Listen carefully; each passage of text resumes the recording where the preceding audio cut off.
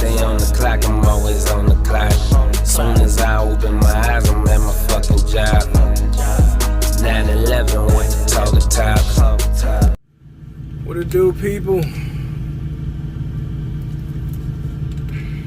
Gotta stay hydrated out here.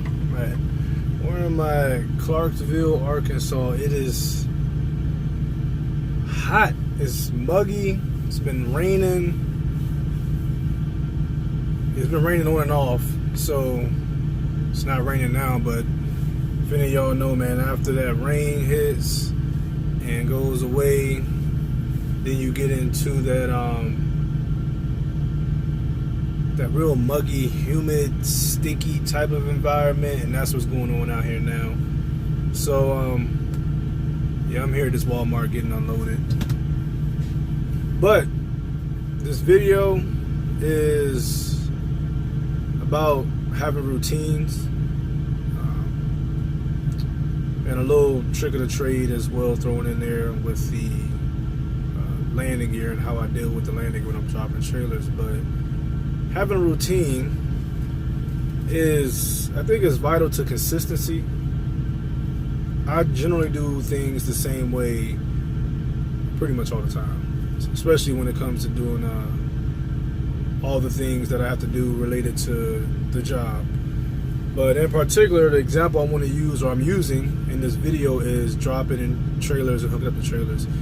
More importantly, dropping trailers. You'll see later on in the clips of me actually dropping the trailer, I do it in the same order every time. So when I'm dropping the trailer, the first thing I do is I get out, I let my landing gear down, okay? And then I'll pull the fifth wheel, I'll release the pin, and then I'll undo my air lines and electrical line. I do it in that order every time because I don't forget to do a step that way. And I've gotten off course. What is this dude doing? I've been rushing before and forgotten a step. Luckily, it wasn't the landing gear, which is why I do it first.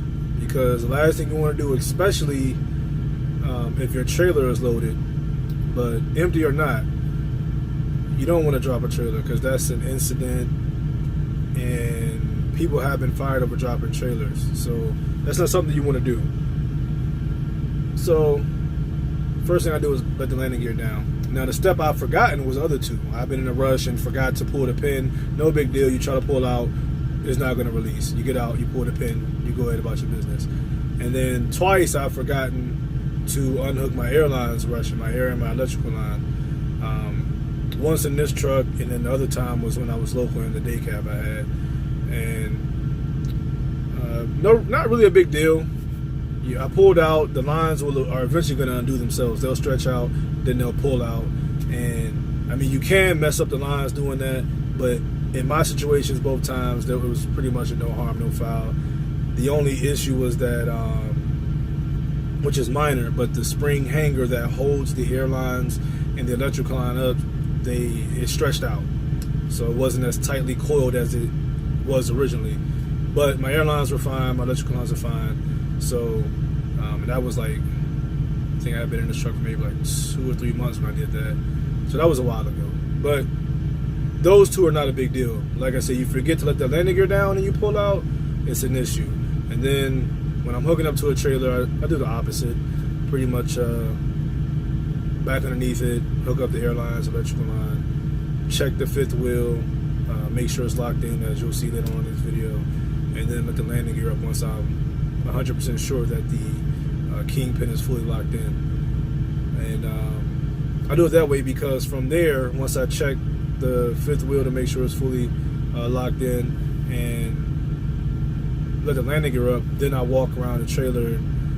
I'll check my lights and everything, because obviously you can't check your lights if your electrical line is hooked up. So everything for me, it kind of works in phases, and it all comes together nice and smooth. You know, I don't like a lot of back and forth, so it's all like one smooth motion, dropping the trailer and hooking up to a trailer. So without further ado, let's go ahead and get into the clips of me.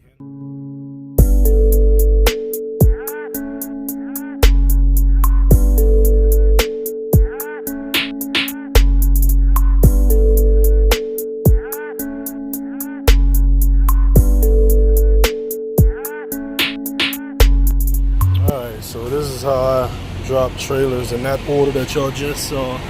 Also, as far as I'm concerned, the proper way to drop a trailer is to leave about an inch of space between the leg and the ground. That way it's not too high for the next driver that has to hook up to it. So when I'm dropping, I let the landing gear down first. With a kingpin. Then disconnect my airlines and my electrical. So I do it every time. And this is exactly why I drop the trailers with an inch, around an inch of space between the leg and the landing gear, because this trailer is too high. So now I gotta crank the landing gear down so I can hook up to it properly.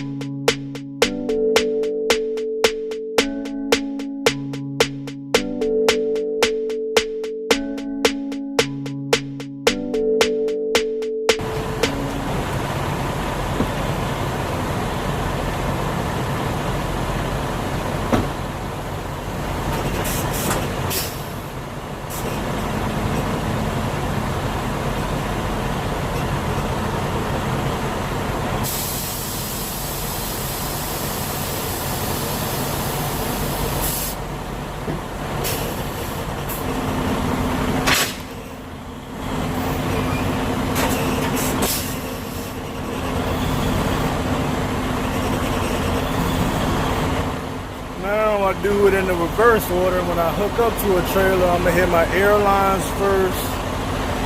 I'm gonna double check and make sure that the kingpin is completely locked in. I did my tug test, but I gotta visually see it. Then with the landing gear last.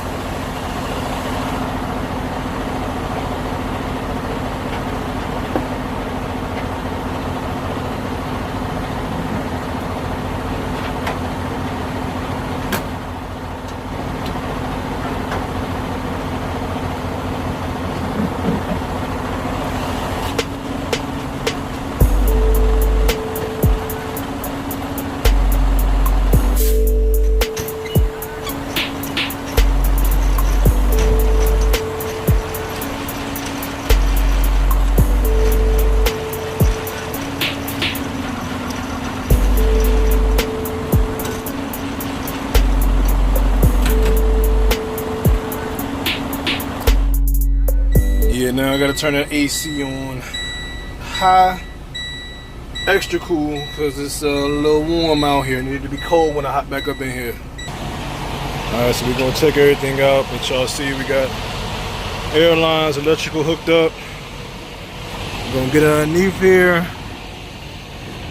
Make sure kingpin is fully locked in. Let me zoom in for y'all. There we go, that's what we're looking for right there. Fully locked in. Alright. Legs is obviously up, can't drive with them down. We got about 3/4 tank. I'm pretty much gonna check my lights. Tires. Tires look good. I like to make sure that there's nothing, especially these airlines that are not hanging too low. Those don't look too bad. I've had a couple trailers I had to actually zip tie the airlines up, because obviously you don't want to be riding on the road and have those get caught onto something and rip them out. You ain't gonna be going nowhere. Alright, so we slapped our lock on there. Always gotta check the seal. Check these wings, make sure they open up and they're not damaged. Okay.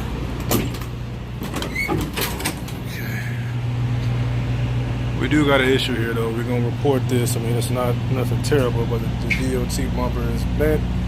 So I'm gonna write that up on my pickup trailer report. This tire looks a little low.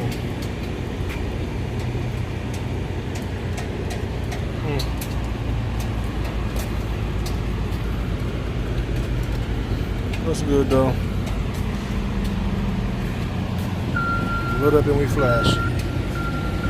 So we looking good. Last thing I'm gonna do is check this right way.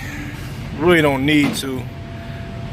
The load assignment said this load was only about 27,000 pounds. So at that weight, I can have the tandems wherever I want it and we're gonna be legal. But I like to check it anyways. I got a routine and I like to keep it with my routine. So there it is, routines. I have a routine for a lot of things I do, but that's just the best example I was able to attach to the whole routine spiel. And you know, just sharing that information with y'all. Like I said, that's how I deal with dropping trailers or picking up trailers every time. That same exact order every time. That's how I do it. That way I know I'm not forgetting anything. But you know, for me, that's how I was taught to do it. The trick of the trade part of that, which was leaving the that space between the foot of the landing gear and the ground, because you never know who's picking the trailer up next. You know, for me, it's not really a problem. I don't like it, you know, especially in the heat and stuff, or even in the cold, dealing with the landing gear, especially if it's not well greased or something, and it's, you know, it's really tough to move it, to lift it, obviously, if there's a load on it, and to lower it as well. But more importantly, you don't know who's picking that trailer up next. It could be an older male or female. That's going to be a struggle for them. It could be, you know, just a female. It could just be a weak guy, you know what I mean? But whoever's picking it up next, by doing it the way I do it, like I said, lowering, I'd rather deal with a trailer that's dropped a little too low than too high, because you can always dump your airbags, dump your suspension to lower it and get it underneath that trailer, as opposed to when it's too high, you don't have a choice. You gotta crank it down. So just thinking about the next person after you that's gonna be using the equipment. But yeah, with that said, man, hope this was helpful, and develop a routine, you know, with anything you do, because like I said, it's going to more times than not ensure that you're not forgetting to do something. At least that's what it does for me. So appreciate y'all checking out the video. Like I said, hope it was helpful, and as always, till next time, y'all be easy. I stay on the clock, I'm always on the clock.